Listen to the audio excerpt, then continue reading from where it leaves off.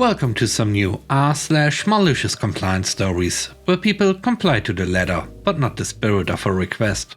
I hope you had a great day.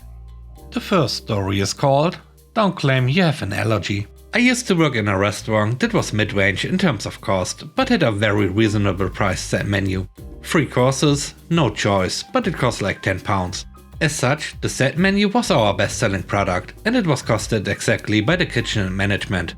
I didn't wait on this table, but heard from the server after they left. One day, 2 ladies came in, and after they were seated, they said they wanted the set menu, but wanted to sub the desserts for something else. The server tells them, "I'm afraid we can't do any amendments, but all the dishes on the menu are available a la carte if you want to order separately." The dishes separate would have cost a few pounds more, but that's it. These ladies didn't want to pay more, they just wanted to sub the desserts. "We can't have the pie as we are celiacs. Then we can swap the dessert, but there will be a supplement. You're discriminating against us because we can't eat gluten." It's not discrimination. We have to pay extra money because we can't eat gluten. You get the gist. So we check with the manager, say they can swap the dessert at no extra cost. They are smug, whatever. But we, as standard, gave out free bread baskets when water is served. We didn't have gluten-free bread, so the server didn't go over with a bread basket. The ladies clocked this, and as their water is being poured, asked for the basket. "We don't have any gluten-free bread, I'm afraid," says the server. "It's fine, we can have the bread." "I'm sorry, but there's gluten in our bread, and you have told me you have to have gluten-free dishes. I can serve you something which might provoke a bad reaction." They got up right then and left. Didn't even touch their waters. They stormed past the host, saying all we wanted was to swap the dessert on the menu.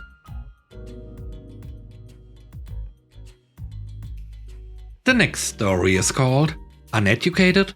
So this is an interaction I observed in a convenience store the other day. It was a busy day, so there was a bit of a line, and behind me was a couple speaking Spanish to each other. My Spanish is not the best, but I understand enough to overhear them being cute and flirty with each other.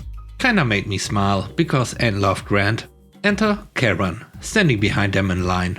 Obnoxiously large sunglasses, the classic haircut and red lipstick on her teeth. Probably mid-40s. She gets into the line and immediately starts looking visibly annoyed. She grunts and sighs audibly, prompting the boyfriend from the Spanish-speaking couple to turn around. "Hey, is everything alright?" he said in perfect English. Karen gives him a look that could peel paint from the walls. She says, "Oh, I'm fine. I just wish people had better standards for themselves. You know, speaking Spanish in public makes you seem uneducated, right?" Now, my knee-jerk reaction upon overhearing this was to turn around and tell this lady where she can stick it, but the boyfriend beat me to it. As soon as she said uneducated, the dude's face inexplicably lit up like a Christmas tree. He smiles at her and immediately turns to his girlfriend and starts saying something in French. The girlfriend responds to him, also in French. He turns back to Karen and says, "Is that better?" At this point I'm giggling to myself because that was great. But it's not over. Karen stares at the guy, mouth agape, completely speechless. "No? How about this?" He turns to his girlfriend and asks her something in what's clearly German. The girlfriend laughs and responds, also in German. Now, I don't speak French or German, but really, I didn't need to. This was comedy gold. At this point, I'm just bursting out laughing. Karen and the other people in line saw me, so I just turned to the boyfriend and simply smiled at him, and then turned to Karen and let off a, "He told you." I had paid for my stuff by then, and as I leave I hear the girlfriend ask, "So, how many of those languages are you educated in?" Wish I had stayed around to see the end of the interaction. From the moment the dude spoke French, Karen's face was just priceless. The third story is called Just Order It. I'm the parts manager at a boat dealership that's, frankly, sinking. The owner has had to take money from his retirement account to cover payroll. Service costs more money than it makes, etc. Every Tuesday we have a manager meeting, where myself, the owner, the general manager and the service manager establish some goals for the week. On Thursday we reconvene and talk about our progress. Or that's what's supposed to happen anyway. It instead usually turns into a shouting match between the service manager and the owner, with occasional chime-ins from the general manager. All the while I quietly drink my coffee and wait for a lull so I can share my ideas that will be ignored. 2 important things. The service manager, Sam, is a stubborn, jaded old jerk. Been in boats for 30 years, and is rude, superior, cannot take any responsibility for his mistakes and will attempt to shove accountability onto someone else. And the owner, Owen, is a micromanager on things that don't matter and completely absent/unaware on things that do matter. He also has drilled it into me that we shouldn't order uncommon/expensive stuff just to stock and should only order that stuff when specifically needed. Otherwise, we are spending money without a clear timeline of making it back, which I agree with. So, in a typical Tuesday shouting match, Owen is yelling at Sam about no jobs being completed and therefore being unable to collect on. And Sam writes that we are waiting on parts, which is my department. Me, being halfway decent at my job, I know we are waiting on parts for exactly one job, and it's just an oil filter and some spark plugs. We have a large shelf of oil filters and a large shelf of different spark plugs. But as Unlock would have it lately, mechanics have been asking for weird uncommon spark plugs that don't cross-reference to anything more common, so I've had to order them. We get them the next day regardless of where I order from.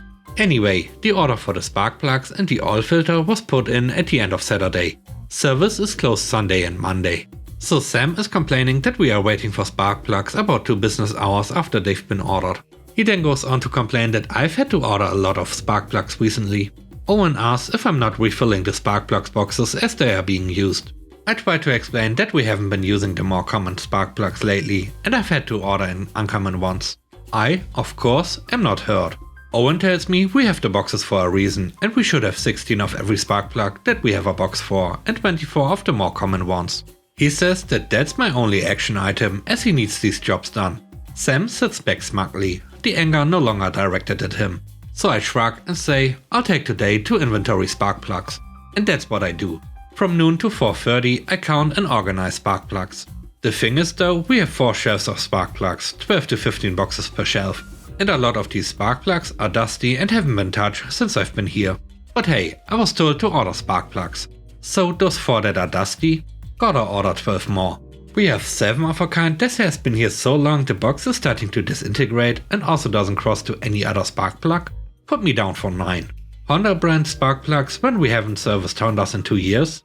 Let me call up Honda. Trying to be a nice guy, I take my estimate of how much it will cost to fill up all these boxes to Owen. I try again to explain that this is unnecessary, that I replenish spark plugs that are taken from boxes and we just haven't been using ones with a box lately. What I'm met with, I don't have time to talk about spark plugs. If it has a box, we need it, so just order them and stop bothering me about it. So I did. I went ahead and ordered a little over $2,000 worth of spark plugs and only maybe 250 of what the spark plugs we were low on that we'd actually need. They arrived the next day and I spent another day just putting them all away. Oh, and bills from our main supplier from the previous month are due on the 1st, so Owen got a supply bill for about $3,000 for the entire month of November. Sam got a shouting too, as Owen realized I tried to stop this, so he decided the spark plug conversation was Sam's fault in the first place. I meanwhile had built a neat castle of empty spark plug boxes, but found it gone when I came in this morning. The last story is called The New Boss Makes a Huge Mistake. I had been working a role in a supply company for around 2 years when this took place. I was the person who took all incoming phone calls, walk-in customers, most orders and a list of other responsibilities. I was also the person people would unload their own work onto, and being young and naive, I let it happen. To compensate for this insane workload, I would usually stay until 6 PM, with a couple of days a week having to stay till around 8 PM. This was all unpaid, as I was salaried from 7:30 AM to 4 PM. I had recently started biking to work, about 30 minutes commute each way, and would change when I got to work at 7:15 AM. Unfortunately, our boss, who had been with the company for 15 plus years, was moving on and they had recently hired an outside replacement. New boss was only a couple of years older than me, younger than most staff and had come from a large retail chain where metrics were a big deal. One day I arrived at 7:15 AM as usual and was met with a group of customers all waiting out front to collect orders, make orders and discuss accounts. As the only person in the building till around 10 AM, I started working my way through each customer without having time to get changed. This wasn't a problem, as all our customers were in work gear and just wanted to get in and out as quickly as possible. This carried on all morning. I hadn't even sat down at my computer yet and was firing my way through customers at a great pace. People started rolling in, making their coffees and logging into their computers. I was not offered any help, as was standard. 10 AM rolls around, have served customers non-stop for close to 3 hours and had yet to get a chance to change. This is when the new boss arrives. He goes into his office, I assume logs into his computer, checks some emails, etc. I see one of my coworkers enter his office and return to the desk, but think nothing of it as I still have 2 or 3 customers standing at my desk while I sort them out.